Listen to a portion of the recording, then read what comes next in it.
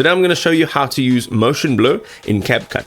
So I've got a video over here and I'd like to just push play so you can see what it looks like. So there's a bird coming in over here, and what we will essentially see here, if I just make it slightly shorter, is that it's kind of very smooth and it happens very smoothly. So what we want to do on the right hand side, once you've selected that clip, you're going to make sure that it says video and basic. You're going to come all the way down to the bottom here and we have motion blur. Now once you click it on, you'll see there's a little question mark next to it that gives you some information.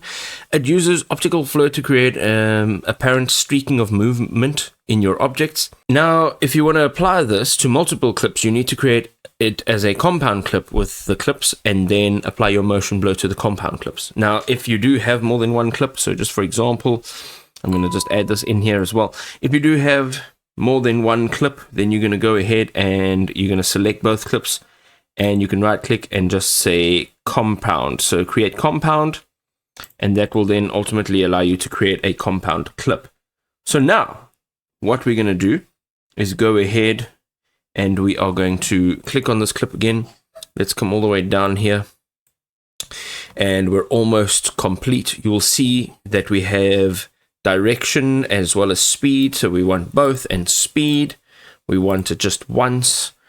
And now that it's complete, let us see what the difference is. All right, I'm sure you can see a slight difference over here. You can also change the blend, and let's see what that looks like.